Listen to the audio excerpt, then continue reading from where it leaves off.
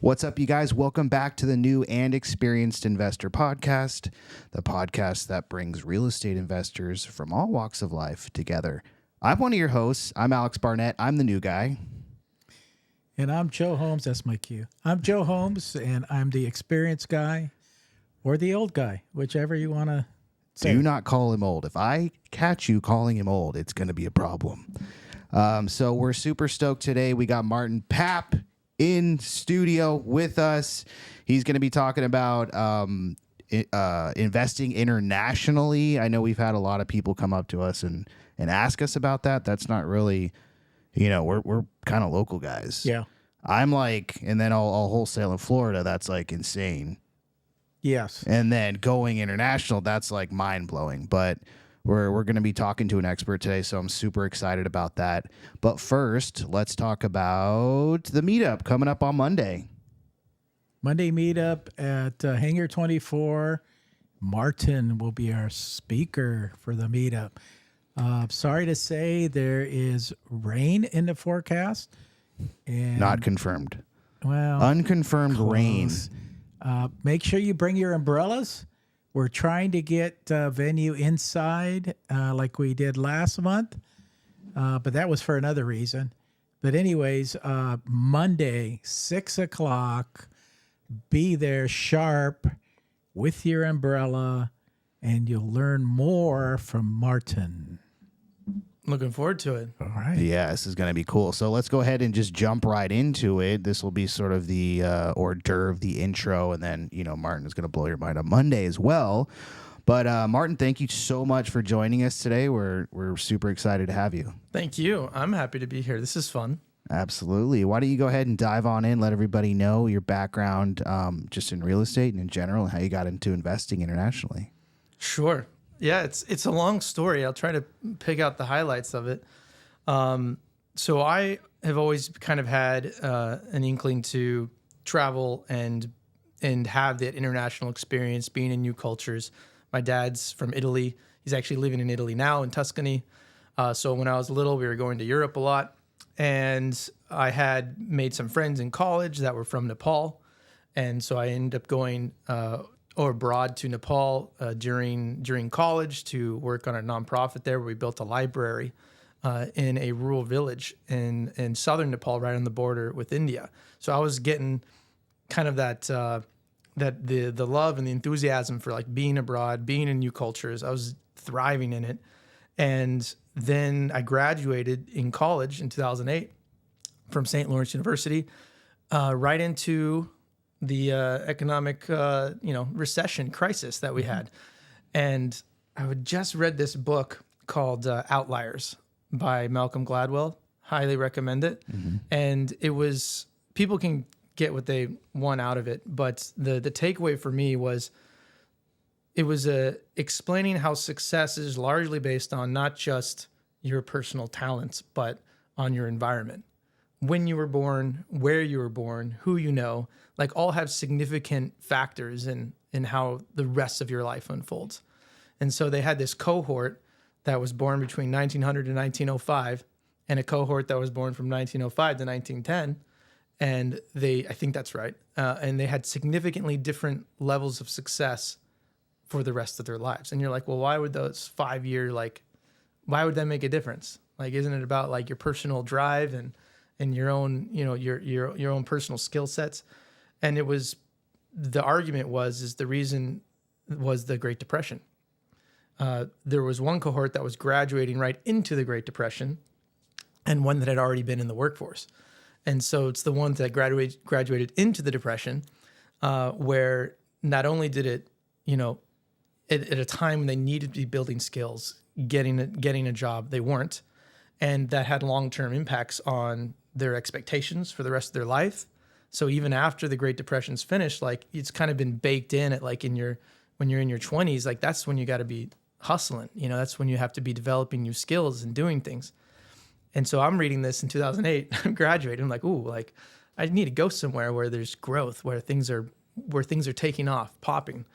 And that's where I'm going to get the most opportunity. And so I ended up deciding to move to China At the time, they were, I don't know what their GDP growth was exactly, but it was something like in the double digits, or like, I think it was like 10% a year.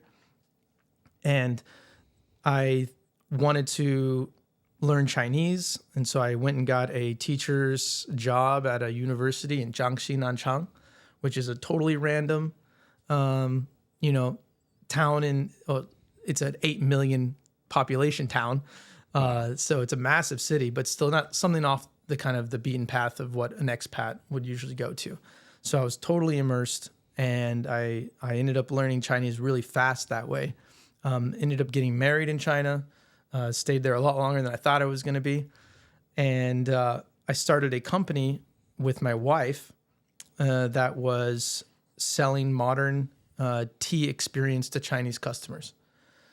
So I know this is a long story, but I love it. I'm fascinated. Keep going. So there was a lot of traveling I was doing around China, and I noticed just how much people loved tea.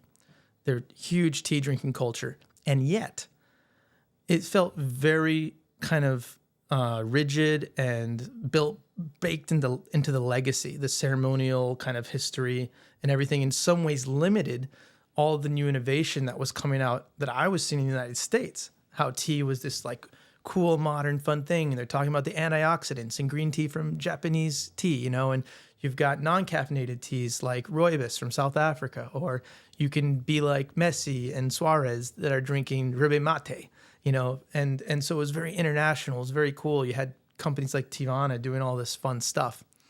And in China, you weren't seeing that. In China, the tea companies were, we have tea from this mountainside, and I know everything about this mountain. But they wouldn't have anything beyond that. Like that was their selection. And so I saw this niche kind of open up where, why don't we provide an international tea experience for people that love tea? And what better place to do it than in a country where everybody drinks tea? So I started a tea company called Papp's Tea in 2014. We opened up several retail stores.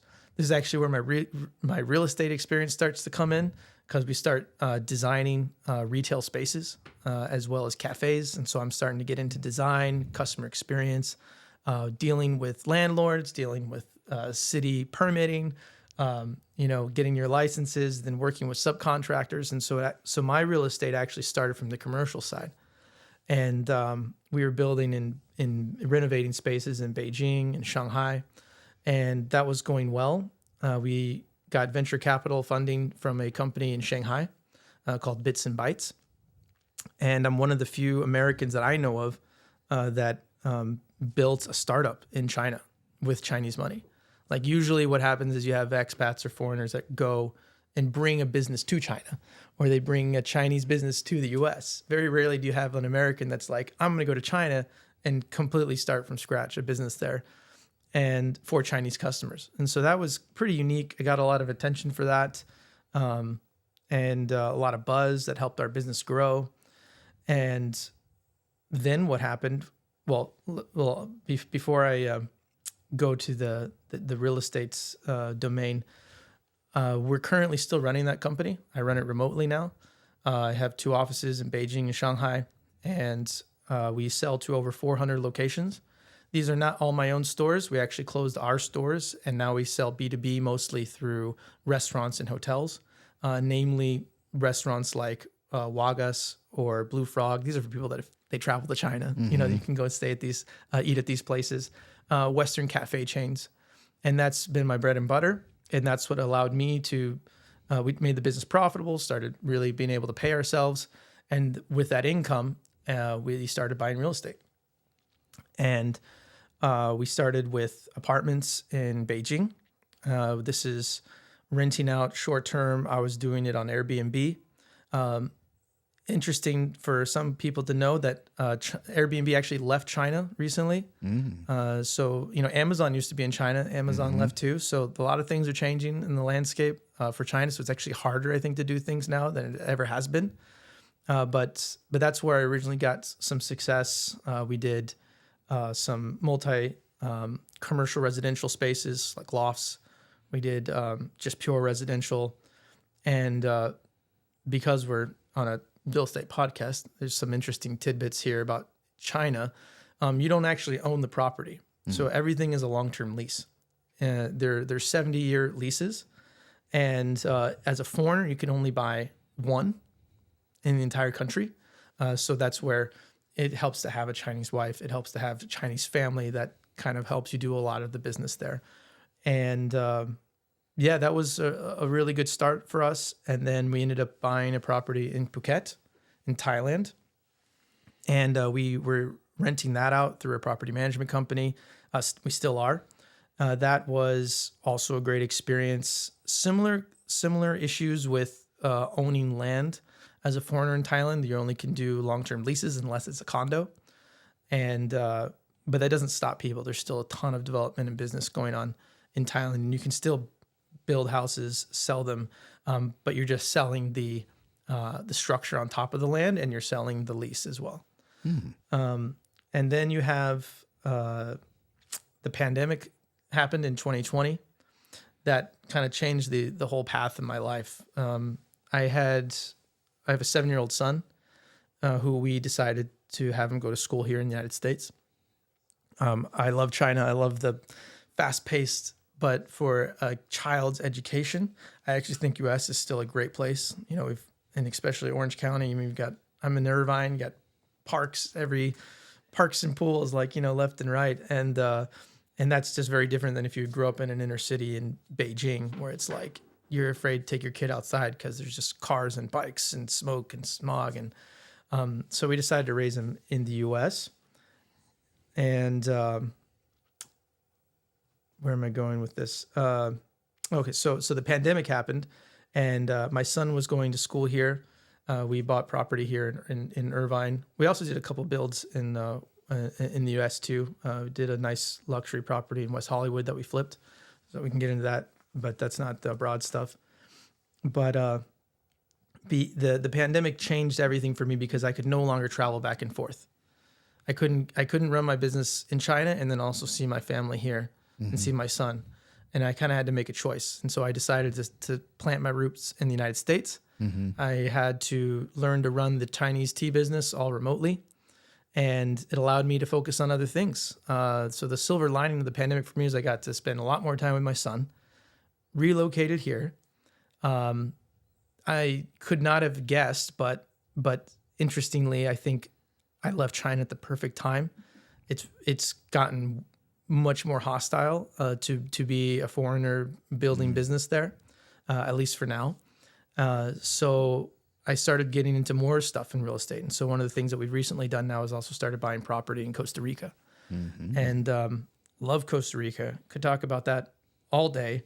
And unlike what you see in a lot of Asian countries, is in Costa Rica, you can have freehold rights as a foreigner. You can have the exact same rights that a local Costa Rican would have.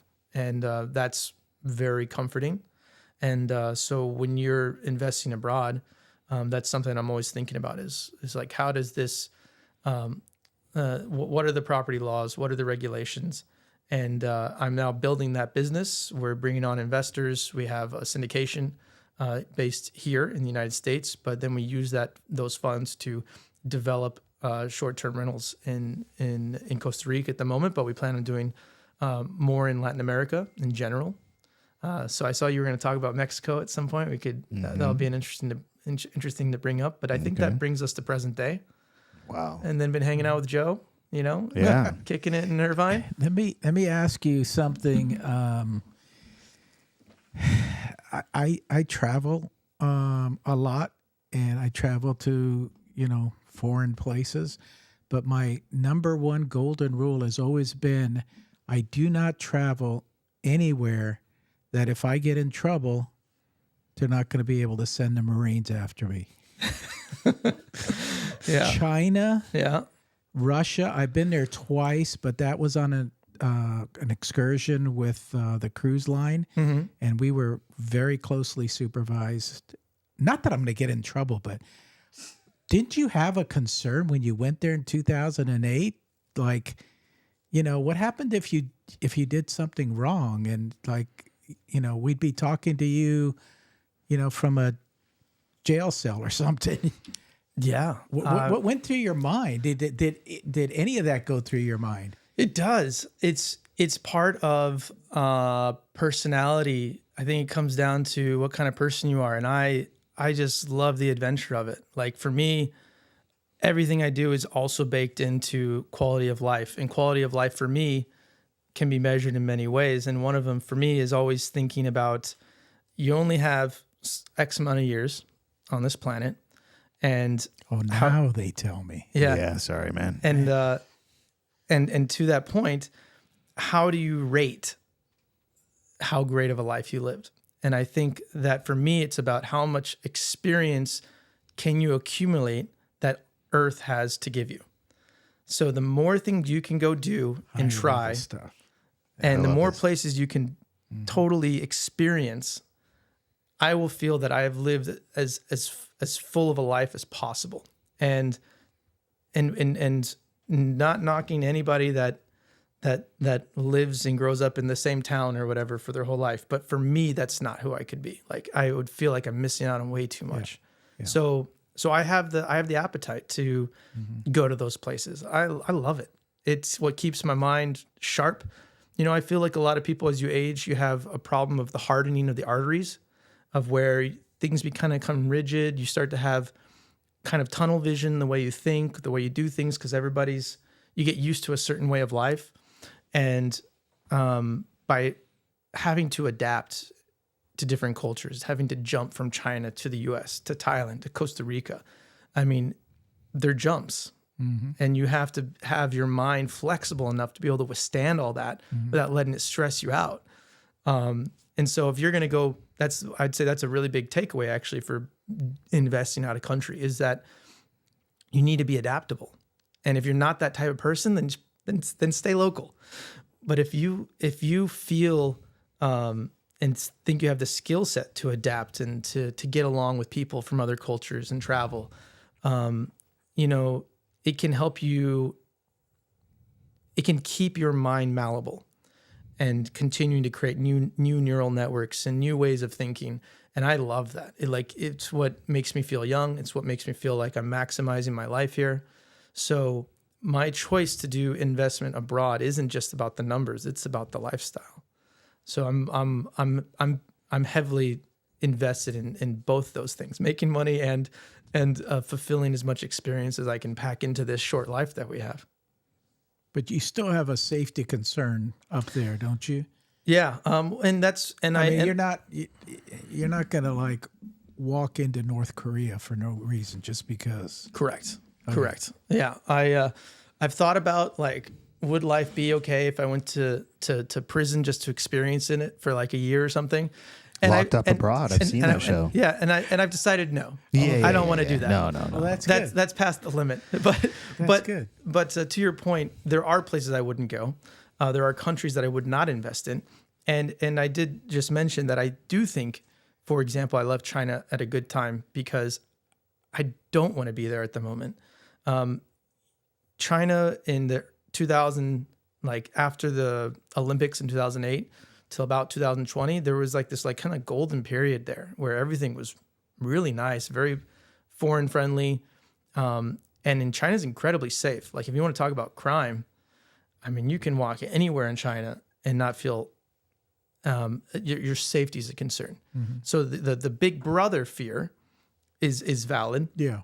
But that's more of like if you're involved in politics or you're like, if you're doing something stupid, like talking negatively about the government.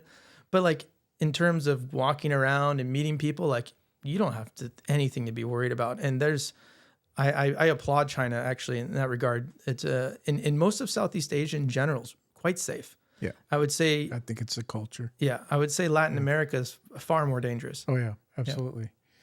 If you do want to go to jail, I highly recommend Alcatraz. Have you ever been to Alcatraz? No. Oh, you should go. They have tours there. They will lock you up in a cell. They're cells that they call the hold. Basically, they lock you in and then they close the door and it's pitch black in there. And you can go there and they can lock you up. So if you want that experience, the immersive experience of being in jail, you know, without the fear that they're going to keep you there, Alcatraz is my suggestion.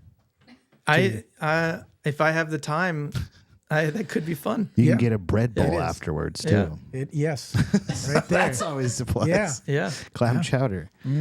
I when I was in Nepal, we slept in these like dirt.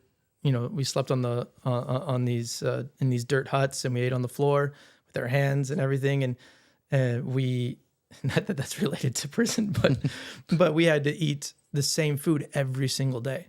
Like the food did not change. It was like rice, lentils, and some kind of vegetable they might swap out. And every once in a while, if you wanted to, you could meet up with the guys and we'd go find a rooster and pluck it and kill it, pluck it and eat chicken. And that was like a celebratory event that you would have chicken with your food. And so the even those kind of experiences will make you, when you come back to the US and you're like just eating whatever you want anytime, anywhere, you're like, wow, like our standard of living is so high and we do not appreciate it enough. You just don't go to McDonald's and grab chicken there? Is that how it's made? No? Oh, It's pressed into a little thing. How shredded were you in Nepal though? Oh, I lost a lot of weight. Yeah. Shredded is the wrong word. It was a little more malnourished. You're getting some parasites in you. You're like Cleans you out. Oh, it would definitely clean me out. All yeah. right. I was taking showers and drinking water from the well. We have a pump, and I definitely got sick from that. So I do recommend to, depending on your age, like if you're young in your 20s and you go do this stuff, like knock yourself out. If you're a bit older, like might want to take some more precautions. Talk to a doctor before you go. Maybe there might be some kind of meds that you want to take, or have some antibiotics on hand or something if you're like drinking from the well water and things. Yeah, absolutely. Take us through so when you pick a spot you're going to invest in, take us through that process of, kind of scoping it out, meeting the team. I'm sure you got to have people involved there, from the land. Like what does that look like? Yeah. Well, so let's back up. One, I'm not the type of person that's going and buying dirt in a small village in Nepal. Like that's not a smart investment opportunity from my standpoint. So what I am looking for is I'm looking for data that's going to, and in today's world, you can find that data easier than ever. Not saying it's easy everywhere, but it's easier than it's been, to first select from a macro perspective, like where's money flowing? What areas of the world are developing? And you continue to shrink that down to a market. When you then have a market that you're interested in. So for me, Costa Rica was obviously a prime candidate for me. I also spent a lot of time in Thailand looking at there as well. So identify a couple spots, blend it in with maybe some of your intuition, things you like to do, places you love to be. So you like doing research on it. But then from there, in terms of actionable steps to actually make progress on this, I would start with, what I do is I've started in two places. One is I start with legal counsel. So I do anything before I do anything. I want to know that I have somebody to fall on for any legal questions about regulation, zoning. Like I don't want to, because if you call an agent, they'll sell you anything. Mm-hmm. So I think you start off with I'll do Thailand. So it's a great example. So this summer I went there for a month and I was like, I want to check out property here. I was on the island of Koh Samui. So I've identified a space. I use AirDNA to look at market data. Excellent resource. I would highly recommend if you're into rentals and you want to see data. You can see how different parts of the submarkets are doing. And I say, okay, this looks like a great place.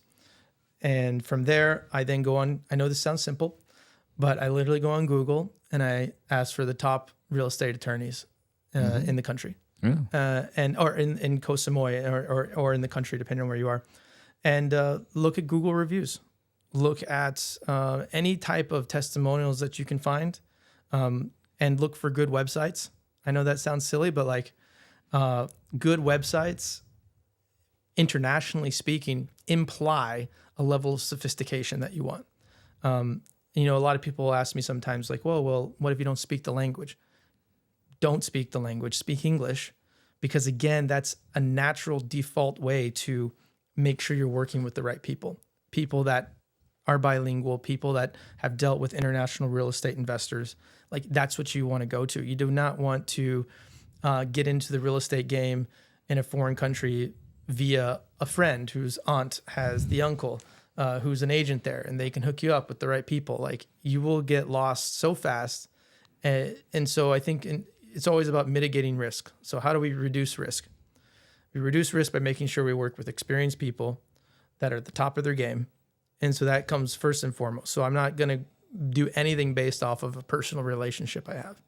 And I usually say that. I get people that are like, oh, like my wife's from Bogota, and great guy, but he's like, and his aunt is into real estate there, and I'm like, love to talk to her, but full disclaimer, like that doesn't mean I'm working with them. I'm going to be doing my method of, I'm going online, I'm looking who has the most professional website, who has the most experience showing, and those are the people I contact. I get on a phone call, set an appointment. You can start, I think you start with two places, depending if you just want to buy versus also build. If you want to build, spend time looking at properties that you love and find out who built them. So go on Airbnb, ask questions like to the hosts, like who built this property? I'd love to know who did it. You start getting names. If you want to know what the expenses are to do an Airbnb property, you want to understand the costs. Ask people. Again, Airbnb. Start inquiring with Airbnb hosts. Say, hey, I'm interested in actually also buying an Airbnb property. I wouldn't say right next to them because nobody would like that. But in Thailand or something. Like, I'd love to know your experience of being an Airbnb host. Like, what are the costs involved? Like, is there anything that I should be aware of? And do that to 20 people, and you might get half that don't respond. You might get a few that are like, kind of like, F you, like, your competition. But then you'll also get a few people that are totally cool about it. And they're like, they want to tell you their story. They want to tell you what the costs are. And so I even have, for Costa Rica, for example, I made friends with one of the Airbnb hosts there. We started kicking it off just in chat. And I went down to Costa Rica, stayed at his place. We had dinner together. And the next thing you know, he's become a great resource down there. He loomed. Nice. His entire Excel accounting software of all their expenses month to month, and he went through it for me 10 minutes long. Great guy. Yeah, that's a good kid right there. And they're there if you ask for it and if you look for it. And so immediately that starts to give you confidence, and you say, okay, I get it. I get how this could be profitable and how this would work, and I see this guy doing it. And then you also start finding architects of builds that you like if you want to build. If not, start talking to the attorneys, get on a call, say, hey, this is what I want to do. I want to do a short-term rental. And I would do it with at least 3 interviews. So never just go with the first one, even if you like them. Like, set up at least 3 calls with different attorneys. And I do usually a mix of where I try to find like some big corporate ones where it's like they got multiple offices. And I also try to do some that are like, what do you call them? Like sole proprietary, like attorneys working out of their own office. And you can, if you're there in the country, great, go actually have sit down appointments with them. If not, Zoom calls can accomplish a lot of the same stuff. Ask them all the questions, have a list prepared of all the things you might be worried about, and then ask them, let them have time to speak to tell you all the things that you need to know about. And they know. These are the people that are doing hundreds of deals of real estate transactions with foreigners. You'll educate yourself just from those 3 meetings more, and you'll be the expert. Like, you'll know what you need to look out for. So, I mean, we could talk for a long time about all these steps, but like, it's pretty common sense. You just need to make a plan and kind of execute to find ways to mitigate risk and to meet the people that know their shit. Sorry, I don't know if I can. All good. That know their stuff, and you start to build out this team around you, and you realize all of a sudden that there's so many people there to help you. The attorney wants to work with you. Right. The contractors want to work with you. The attorney wants to work with you. Airbnb hosts, they can be your property managers. So there's so much available knowledge if you approach it. Send out whether you believe in the law of attraction or whatever, like, you have to signal like the information you want, and people will give it to you. And then I think the the part about just being smart about it is knowing whose information to listen to. That's great. Yeah, and I don't think it's much different than if you're going to go invest out of state, except maybe in this scenario you're riding a moped from here to there and you're in flip-flops. But other than that, it's pretty much the same thing. You're reaching out to professionals, and yeah, these foreign countries have professionals too. They do. It's not just all partying and in some ways it's almost, I find it sometimes easier than in the US. Sure. Because not only by speaking, like, obviously if you have command of the local language, great, all the power to you. But by kind of eliminating the possibility of not working with local speakers and actually working with local speakers that also speak English, you immediately narrow down the field. So the decision making becomes almost a bit easier, because I'm not dealing here like when in the US, like there's so many people you can work with. Right. And it's such a competitive industry. Everybody's doing, something in real estate. And when you go to some of these other countries, like it actually not as, it's not as difficult, because the process to the type of person that you need, there might only be a few. And then it makes it really easy. Like, oh, well, that's the guy I should work with. He's the one who does all the deals in Koh Samui with big foreign investors, great reviews. Like, it's an easy decision. And then it becomes easier in terms of zoning and development, in my opinion, than the United States. I find it extremely difficult here to understand all the zoning from one county to the next or one city to the next. Like, it's like there's no way you can wrap your head around all of it. In a lot of these other countries, especially when it comes to like short-term rental regulation, places like Costa Rica, for example, their entire GDP, like a significant portion, is based on hospitality. Like, they want foreign direct investment. They want you to go there and build amazing properties and put them on the short-term rental market. It's not like here where you don't know next year, things could change. I feel like in some ways the red tape is far greater here than it is in those other countries. And so I think in some ways it's easier. And I think that surprises a lot of people when I say that, but it's been my experience so far. It's almost, you go in there, you work with the right people, and things get done, maybe not quicker, but definitely a little less bureaucratic. And as long as you're being adaptable and realizing that, you don't know everything, and maybe some things get delayed, that's normal. But I think compared to the US, like I was looking at recently doing something in Nashville, and I was looking at the zoning documents I got, and I just blew my mind how detailed they get. Yeah. And if you're trying to do anything a little bit unique or different, it's like, I don't even know what this would be classified as. My country club, in my multi use property, and all of a sudden you're looking at more fees and more costs to get attorneys to talk to the city, and a lot of that can be bypassed in some of these more emerging markets where it's just frankly less regulation. Yeah. Question. I met with an investor from India a few years back, and he was building, he was a builder there. So he was building a lot of single family homes and stuff like that. And then he gets to the, to the question here. He goes, how do I pay the contractors and the inspectors that come around? And I go, I'm not sure what you're asking. And he says, well, over there, we give them $20,000. They come over and they sign off all our permits. And and I go, do not do that here. How is that process? That's part of the adaptability I was talking about. Okay. Yeah. So, but I'm serious. Like, in some ways, if you come in there and you have the right funds, if you've budgeted properly, some obstacles that you may encounter can be easily solved by just making sure that you talk to the right person and you compensate them appropriately. And if you do things wrong, sometimes it's a question you should ask. Be like, I don't know why this didn't work. Well, maybe it's because you tried to go talk to the city municipality yourself. First mistake. Like, make sure you have the attorney go do it. Right. Make sure you have the architect that has a relationship building here go do it.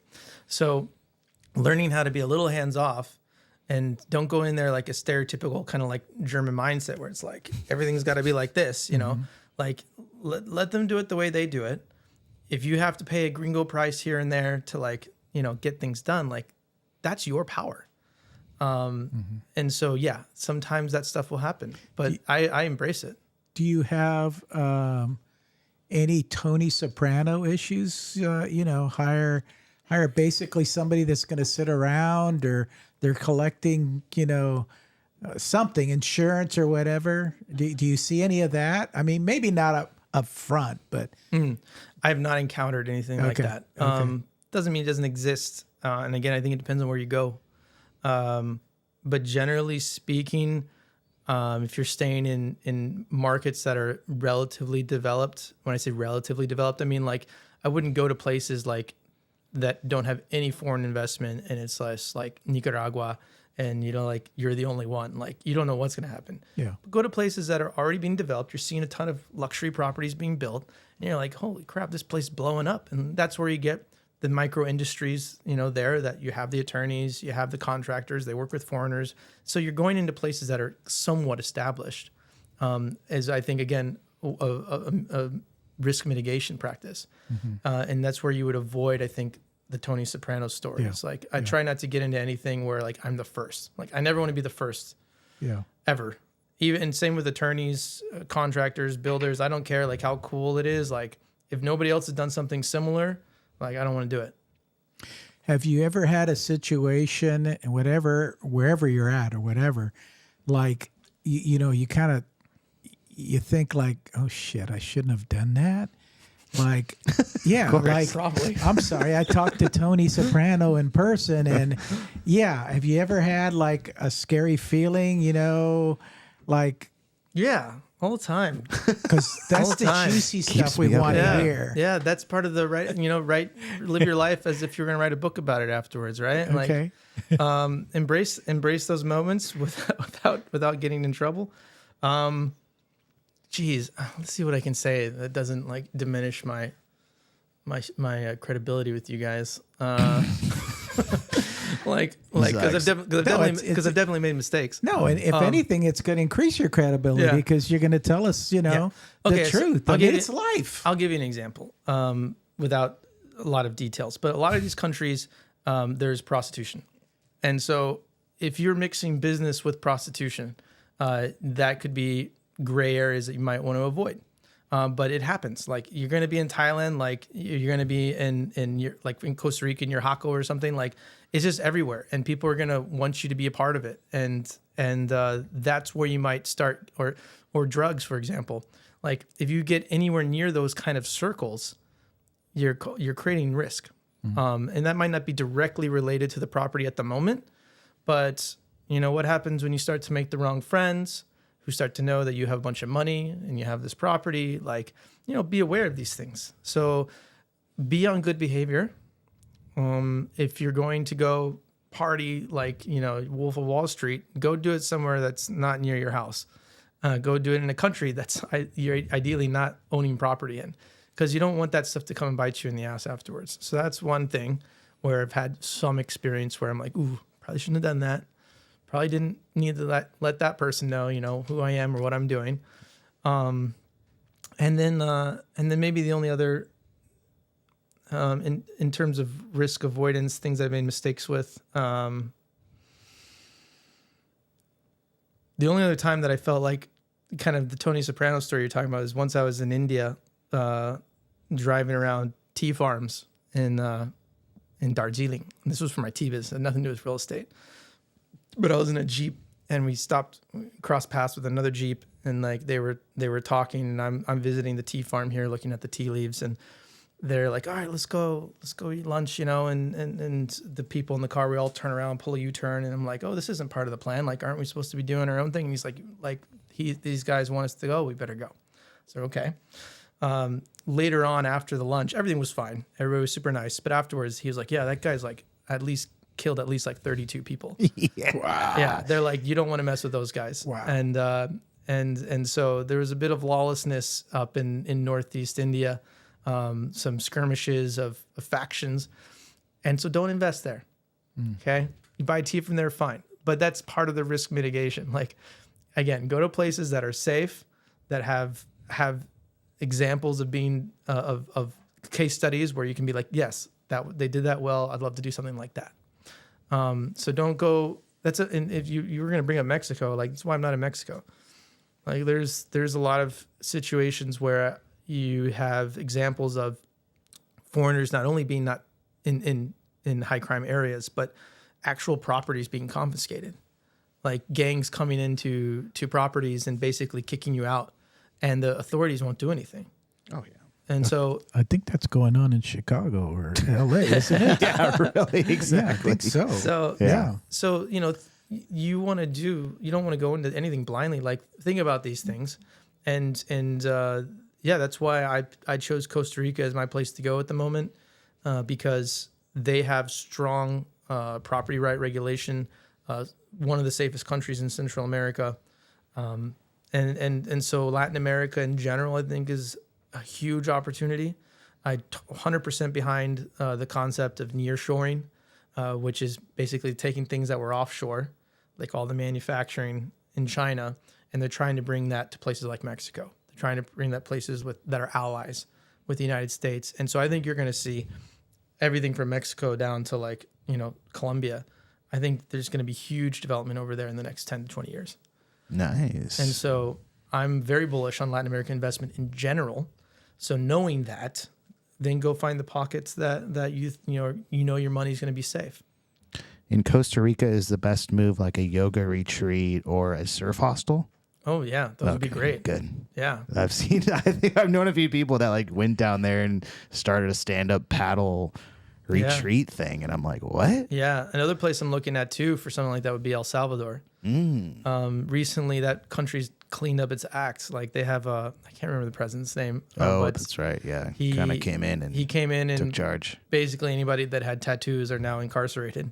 Yep. And it's made the country incredibly safe all of a sudden. Yeah. And there's a lot of opportunity there. That's going to be for the more adventurous investor.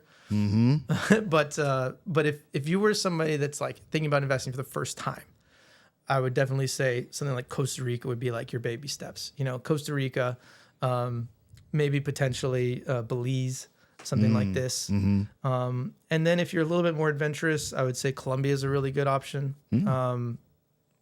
They have huge opportunity for growth, and they have relatively good safety in terms of property regulation.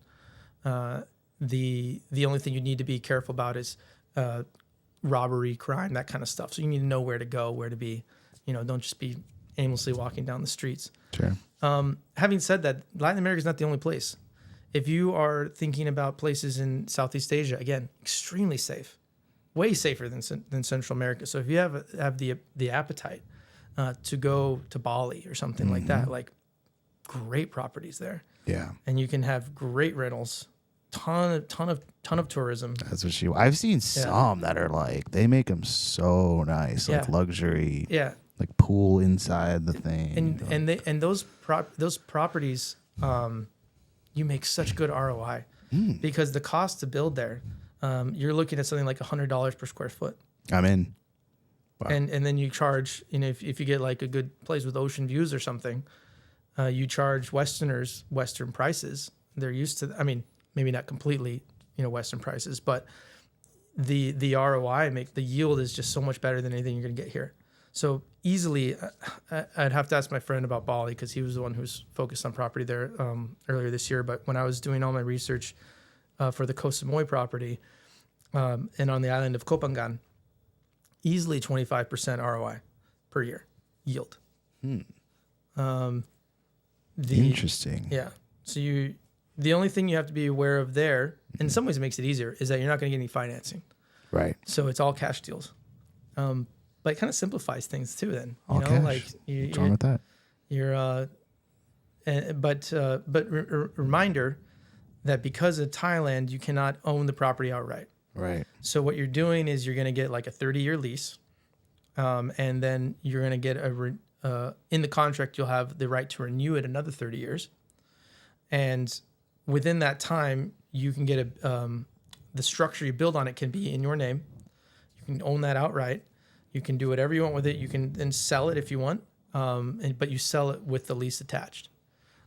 The other option is, and this is a little bit more gray area, but still, like, I wouldn't do this if I was, using investors' capital, where you have a lot, of responsibility. But if it's just you personally, another thing that you can do is create a company, and you can get Thai shareholders.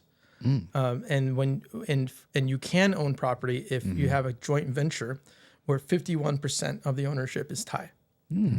And that's become a business in itself, because now what happens is there's some Thai people that are like, oh, I'll put my name down on that and you pay me.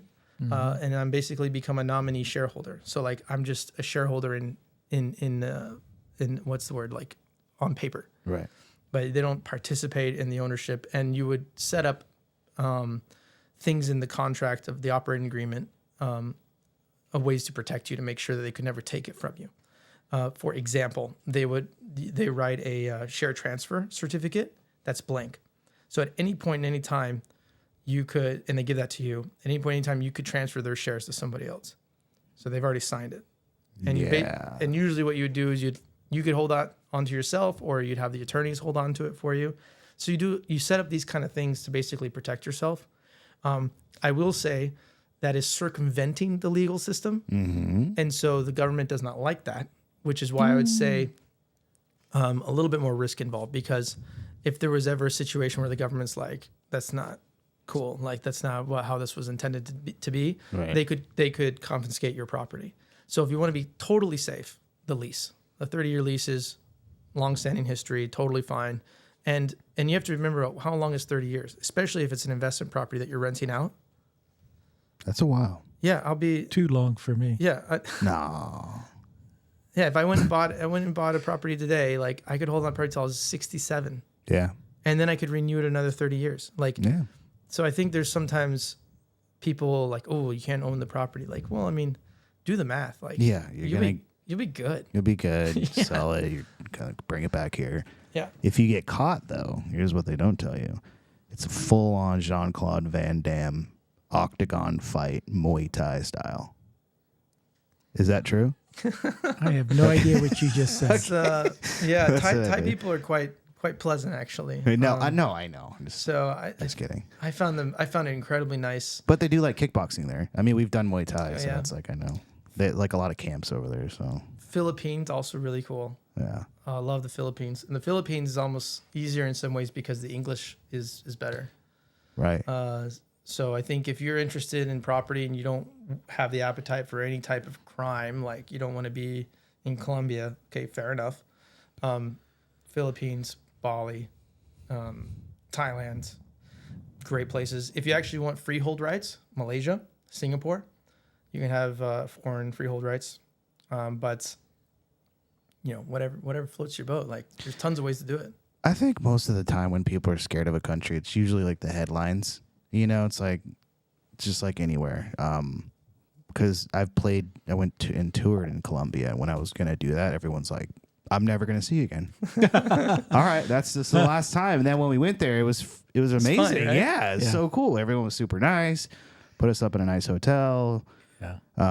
Yeah, it was great. Yeah. I mean, if you look at where the big money is, like they're not afraid. Mm-hmm. Going into Colombia, like they're building tons of new resorts, and it's all foreign capital. Like I can't remember off the top of my head, but like Four Seasons, all these places, like they're building massive stuff down there. Yeah. They wouldn't be doing that if they didn't feel comfortable. Yeah. So I totally agree with you. When you get down there, as long as you're not being an idiot, like it's you have a great time. Yeah. Absolutely. There's parts of Long Beach that are probably scarier than that. 100%. 100%. I've been there. Do you have any questions? We've got one question from Victor Gomez. He asks, what kind of attorney writes up a lease to buy out of the country? You would want a local attorney. So you're going to want to go to the place that you're interested in buying and hire a local attorney. So you wouldn't have a U.S. attorney to do it for you. Oh, they're going to stonewall them. So, for example, if you want to buy something in Costa Rica, I would go to San Jose, the capital. I'd go to the city where you're going to have the most resources and the most international kind of business. And I'd do a search of international real estate attorneys. And I wouldn't use the word attorney. Attorney is a U.S. word. I'd say lawyer. So like legal services, legal counsel for real estate investment. And you should get, just start doing some due diligence, make a few phone calls. The one I work with that I like a lot is Quattro Legal. But that's just for Costa Rica. So any country, whether you want to go to, it would start with finding a local attorney. Don't use a U.S. attorney. They won't be able to do any of that. Did that answer the question? Yeah, that's great. What's like the minimum amount? Because you're doing a lot of like ground up builds. Mm-hmm. Are people going in there and buying something that's already a structure and then like revamping it? Do you see that a lot? Or is the move ground up, make it super nice? I think it is for an ROI standpoint. Like that's where you really make a killing, is doing it yourself. And a lot of the nice villas that get built that are Airbnb'd out in places like Mexico or Costa Rica or whatever, they're expensive relative to what you could do. So if you have the appetite to take the extra time to build something, I think that's, financially speaking, you'll come out better. But sure, you can go out and buy properties and directly turn them into, you could do a little renovation, fine. It's no different than the U.S. I mean, it's the same thing. Like, it's easier, yeah, I guess, to just buy things. I just find that a little bit less interesting. Oh, wow. I'm just thinking from like a timeline standpoint. Yeah. Like what's your timeline, I guess, for like About 2 years. Okay. Yeah.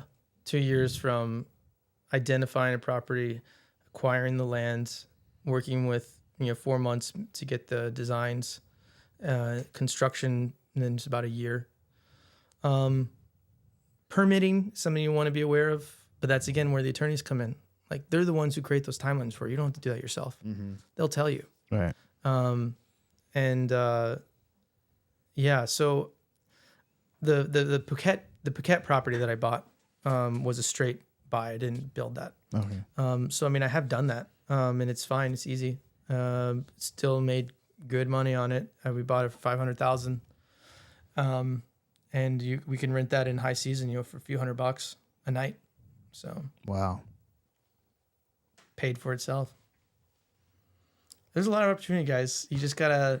I'm in. Yeah. Take me with you, please, Martin. I'm trying to let's Hey. do this. Well, if we're gonna do a plug, I've built a company for that. So Okay, if anybody amazing. that wants to participate, Yeah. they can. We're building stuff. I'm gonna try to, if the funding all comes in, I'm looking to do 12 this year. I've got the second one in Manuel Antonio that's being built now. I got another one in Santa Teresa that I'm just buying in the process of escrow. So, 6 more to go in Costa Rica, then Let's 3 in go. Colombia, and then potentially 1 in Belize or Panama. I haven't decided yet. Do any come with surfboards? We could, yeah, we could arrange that. Like, that's so small on the list of things Yeah. to do. Yeah, but basically our strategy is to build amazing luxury villas because that's where the highest margins are. So I try not to make it a commodity. I'm not trying to compete with mid-market Airbnbs. But to be fair, there's a lot of ways to do this. That could be one of them. So don't get me wrong.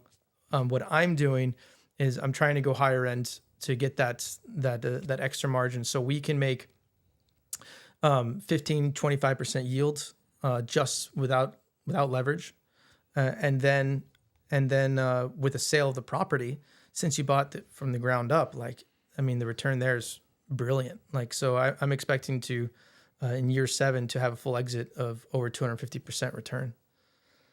I like the sound of that. Average annualized return of around 30 to 38%. And Try doing that in the stock market, bro. Yeah, well, I tried. It's hard. Yeah, exactly. Yeah, it's hard. It's not as fun either. It's hard in the U.S. too. I think Joe has. You guys have strategies that are really good, and you can make some good money. But for me, I found my skill set is the adaptability, is the experiences abroad, and I'm good at it. Yeah. And and so that's where I've decided to put my capital is doing it that way. And there's a ton of ways to do it, but I want to illuminate that for people that want to have that, maybe that international portfolio. Like, come to me, like we can work on stuff. And if not, I'm happy to just talk and you can go do your own projects. I'm open here to talk about whatever. Nice. I'm into it. Joe? Do you want to Should do we? the video? Oh, yeah. And I was like, should we go in on a property in Belize? Not a 30-year lease. Come on, man. All right. I'd be 99 or something. Yeah, you're going to live to be like so- 150. No, yeah, no. by default at this point. No, that's for the young. For the young. All right, Martin, I will do it. Perfect. Okay. Yeah, we're going to pull up some clips. You're the expert. You're in the hot seat. So take a look at these and then give us your commentary afterwards. All right. I have not seen these. It could be anything. All right. Okay. It Just could a- be shocking. Just a fair warning. Yeah, I haven't seen it. Just a warning, a couple of them are just like jokey ones. So Okay. Yeah, that's Yeah. fine. I think a good laugh I around like jokey ones. Yeah. Go That's 3,000 jokey square feet, first. and obviously, you know, it needs everything. Ah, great. I knew you could do it. So, remember, you just take care of me on this one job because I didn't buy the house perfectly right on this one, and I promise you I have tons of work for you. Remember, I also have 700 Instagram followers and a ton of people. Just make sure that when everyone's calling for the business from me, that you still make time for me, okay? So, we're patching the roof with a leaky sunroof from 1972. We're skim coating the popcorn ceiling instead of changing it with 3 inches of plaster. We're bleaving the blue pastel bathroom, sanding the cat pee stained floors best possible, right? Nobody cares about that brown stain. But we are installing that brand new wine cooler in the kitchen that you wanted. Original quote, doing it the right way, was $225,080.72. However, with the new revised version, we're at $39,041.12. Can't do it for any cheaper, huh? What are you looking to sell this house for anyway? Just $1.2 million. The house is 3,000 square. Yes, yeah. So that's the first A little one. unrealistic expectations. Yeah, exactly. Yeah. I mean, what's it like working with contractors abroad? I mean, it's got to be the same headaches Yeah, as here. I don't think it's that different. It's the same guy. I don't think it's He any just different. speaks a different language. Yeah. I'd say it's the same. Contractors obviously come in many forms. So it's really just about finding somebody that, is going to do a good job. And the only thing I'd say about that is making sure you work with somebody that has a track record of properties similar to what you want to build. So don't go, build a property with materials that have never been used before, that are coming, from some part of the country that's using some kind of wood that this guy's never worked with, So for me, it seems pretty simple, but like, show me what you've done. And if it's anything similar to what I want to do, then great, goes back to the question of just find people on Airbnb that properties that you already love and just ask who did it. And then go do something that got your own taste, your own flair, but like, that they're going to do it. They're going to do a good job. In terms of negotiating, like on how costs and things, like, I think that's a little bit stickier. There's probably no really right answer for that, but I think that happens in the US too. Right. Mm-hmm. As Joe Holmes said in one of his great investment advice videos, is expect that there will be additional costs, unforeseen costs. Absolutely. Everything's always going to be more expensive than you think. Everything's always going to take longer than you think. Just bake it into the plans. Absolutely. What about the promising them like other jobs? That is the biggest trope of an investor to a contractor is like, dude, I got stuff lined up for you if you just help me out on this one. Well, if you're being honest about it, why not? Oh, I never thought of it that way. Like, if you're full of crap, Yeah. I wouldn't say that. That's not ethical. But like, I mean, if that's kind of what I'm doing sure. to a degree in Costa Rica. Is I'm trying to leverage the fact that I want to do multiple properties. So I'm trying to develop relationships with contractors and architects and legal, and like let them know like this is a long-term thing with lots of opportunity. Yeah. So if you are going with that intention, use it. Yeah. Use whatever leverage you can. Absolutely. Yeah. Yeah. The one thing I would say is there are lots of ways to do it, but I would not try to nickel and dime a property abroad. Really wouldn't. I would just, If you don't have the money to do it, don't do it. Just wait. Wait until you have the money. Because I think you're going to give yourselves a lot of headaches if you start like not having enough budget to complete things. You're going to get so much better performance from all your vendors when you pay them what they want to be paid. Right. Like hands down, they'll treat you better. The moment you start haggling on price, going below an amount that's unreasonable, you know, like they might do it, but they'll do it with animosity. You know what I mean? Yeah. Like they won't be happy about it. And that's what you definitely don't want that. You want people that are super thrilled to be working with you.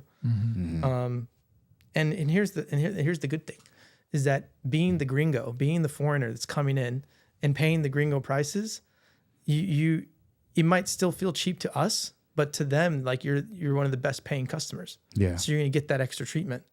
Don't become, you know, the local Tico that like wants to haggle them down to the Tico prices. Like then they're just going to treat you like anybody else that does business with them that they're not fully invested in. Absolutely. So I'm always a fan of just save more, make the budget bigger, make all those make up those expenses by generating more revenue. You know, Yeah. Make a better product so you can afford to have a more expensive build. Amen. Yeah, and again, maybe not everybody does that, but that's what I do. Love it. That's how you're able to repeat yourself and go into different markets. Speaking of different markets, we've got right here the world's top 3 places to invest in real estate today. True or false? We have Playa del Carmen, Mexico. What are the other ones? That's a No, false. we'll go on each one. It's yes a true or or no? false. He says no. You said earlier You're Mexico was not a great. What they're not showing is the I would cartel say right no. here. Here. No, I'm just I kidding. think there would be, if you were going to invest in Mexico, there would be better places with more opportunity. I would say Playa del Carmen is probably overdeveloped at this point. Okay. Good answer. Next. That's correct. Next, we've got Lagos, Portugal. Don't know anything about Lagos. That's where everyone's retiring, apparently. Yeah. So Portugal is nice from a property ownership perspective. They have pretty friendly policies for Westerners, you know, foreigners to own property. So a lot of people like Portugal for that. Don't know enough about Lagos personally. Okay. So I'd have to pass on that. It's dead to us. Next one. Oh, I know who this was written by. Los Cabos. Somebody in Mexico. Los Cabos, Mexico. Same answer? Yeah, same answer. Overdeveloped. I feel like there's be better spots. Yeah. Okay. You In wanna- Mexico or just Way in the world? overdeveloped. In Oh, yeah? in Mexico. Oh, way overdeveloped. Oh yeah. All right. Yeah. Yeah, way overdeveloped. All right. You want to find places where you can still get pristine like ocean views in areas that are still up and coming. And there's data to support this. Like, as I said, use AirDNA, like use these services. You can see the trends and you can see where occupancies have gone down. You can see where listings have skyrocketed and rental demand has not. Okay. And so what I usually look for in the metric is I look for booked listings. I want to see at least 5-year growth. So I'll like look at from 2019, 2018 up all the way to 2023. And I want to see rental demand increasing with it. Obviously there'll be a little dip probably from the pandemic, but booked listings is huge for me because you can show, oh, look at how much the market's grown. But I don't think that tells you as clear a picture as how many more booked listings are there. Right. So I'm not just asking how many more properties on Airbnb. I'm not just asking, you know, what the revenue is or the occupancy. I think is also kind of not that important because the occupancy is an average of a lot of crappy properties and good properties, and you're finding that middle. What you want to do is you want to find properties that have really high occupancy rates and see what they're doing. You know, so look at comps that you have 80, 90% occupancy and emulate that and say, okay, what is it about this property that's doing so well? And don't get distracted by kind of the average numbers. So rental demand, I think, is important. I'd look for revenue growth as well. And again, not the amount of revenue. That's totally irrelevant. What's relevant is the percent change from 5 years ago till now. Right. Right. So you're just looking for growth. Growth means that there's space for you. Right. And if you can find places where the growth is really high and it's still relatively undeveloped, like, go for it. I think Los Cabos, Playa del Carmen, Puerto Vallarta, all these kind of places that we all know about, like, it's too late. Not to say you couldn't do it, but why make it more difficult? Go find places that I hesitate to offer anything in Mexico, but like I give an example in Bali, for example. Bali's pretty developed at this point. I would still say there's plenty of opportunity there. But if you want something that's like guaranteed property appreciation, like hands down, no problem, look at Lombok, the island right next door. Oh. Yep, they just built an airport there as well. Like, give it 5-10 years. Like, it's without trying to sound like I know everything. Like, that's one of those like really obvious ones where it's like, take the effort to do something that's a little bit less developed, knowing that as Bali expands, it's going to naturally go into the neighboring islands. Like, those are great investments. And it's cheap. Mark that down. So like for any investors listening, like, you can go out and buy wonderful stuff with $100K, like Done. You find for $150K, you could be buying villas that are already completed. Oh, always wanted to own a villa near Bali. Yeah. So that's good. I'm buying property in Costa Rica right now that's going ocean views, like stunning properties, and they're around anywhere between $10 to $20 per square foot, the land. Which is, that's insane. yeah, and that's considered expensive in Costa Rica. Like, Costa Rica is like expensive already. Yeah. But it's like relative to what? Like, Yeah. compared to here, like, Yeah, compared to Landers, California. You ever been there? Landers? Yeah, exactly. Yeah. It's outside of Joshua Tree. Yeah. what's that going for? It's probably more than that. Yeah, I don't know. There's no ocean view, I'll tell you. Yeah. It's just dirt as far as you can see. Oh, okay. Yeah. Amazing. If you're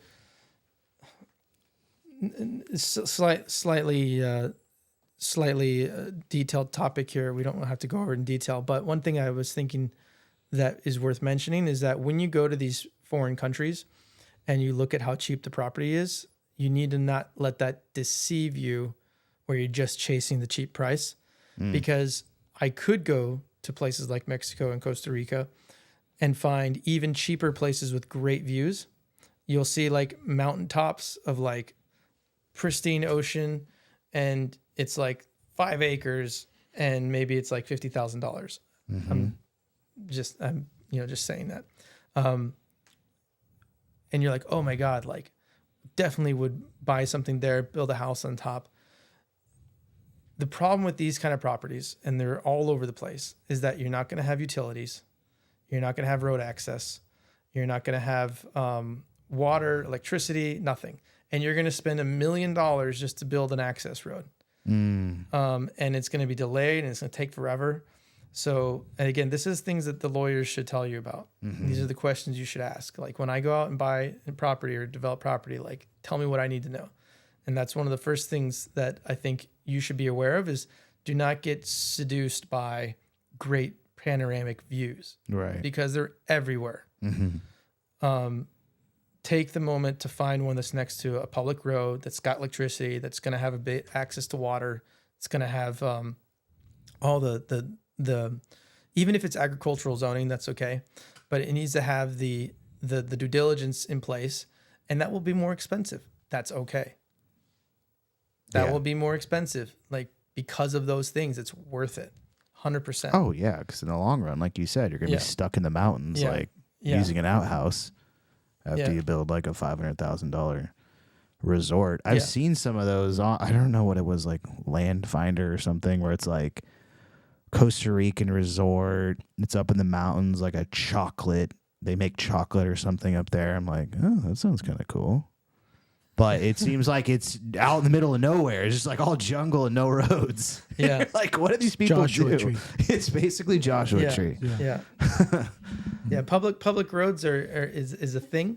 You want to always ask, where's the nearest public road? Yeah. You want to find properties that are They're along like, that have it's access to it. way out there. Yeah. You're like, And okay. I think that's true of just about every country that I've looked at property in. It's kind of, same in Thailand. You want access to road. If you don't have that, like, what are you buying? Like, Yeah. you're buying a big project. Yeah. Yeah. Because, like, especially the foreigners, they want to be able to get off the airplane, go right there. Mm-hmm. It's pretty sweet. We got anything else? Got one more like funny renovation short for you guys. Nice. Nobody's gonna know. Nobody's gonna know. They're gonna know. How would they know?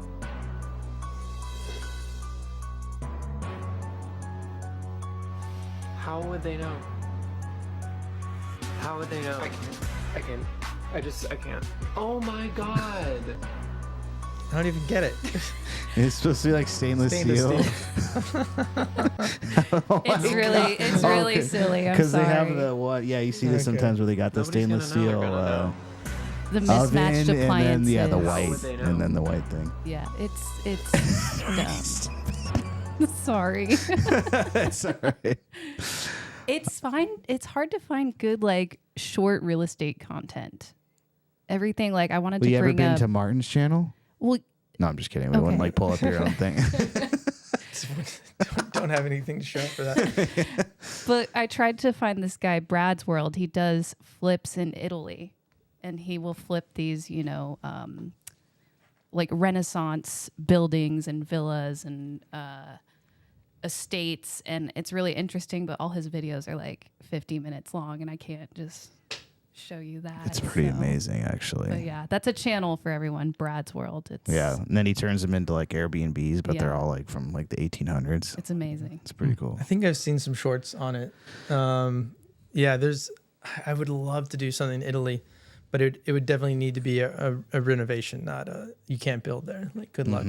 Mm-hmm. Yeah, there's so many places to go, guys, and so many places to blend travel and experience and real estate all together. Like, I love it. It's what I want to do for the next 20, 30 years. Easy. Amazing. Well, I hope you're getting ready to be bombarded by questions on Monday, because Yeah. I know a lot of people are probably going to be hitting you up. Yeah, let's so. talk about K1s and Ks2s, foreign Yeah. depreciation. Okay, there we go. All the Yeah. good stuff. Yeah, no, actually, it's what I'm not looking forward to. Yeah. But No. I was going to say I'm Yeah. falling asleep yeah, just listening to that part. yeah. You guys don't want to talk about cost segregation? Yeah, Come on. let's Yeah, do no. it. That gets some people It's excited not. for sure.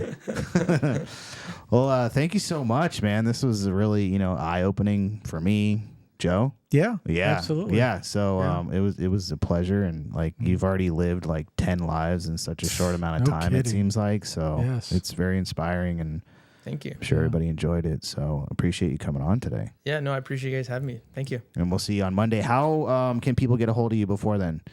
Ideally, look me up on LinkedIn. Okay, Martin Papp. His face. yeah, I don't know if on audio, I don't know how to describe it, but yeah. you You'll know when you white see it. Caucasian. In a foreign land. Yeah, you'll know when you see it. Martin Papp Martin Papp Papp. on LinkedIn. Okay. Probably the best place. Okay, perfect. You guys reach out to Martin if you have any questions about just investing internationally, and he will get you hooked up. And then Yeah. the syndication's already open, so people Yeah, can I should plug the company name too. The Nova Haus. So Okay. it's house is in the German house, HAUS. Okay, So THENEWHAUS.com. Awesome. The NovaHouse.com. perfect. All right, and we'll link that in all the show notes and everything as well. So jump in there and Did I say NEW? Totally butchered that. I'm sorry. the NOVA. Yeah, NOVA. Right. HAUS.com. Yeah. Sorry to interrupt you. But No, that's all good. So I knew something was wrong when I was saying that. Oh yeah. Yeah. That was, yeah. I think you saw that is what happened. So I was like, Yeah.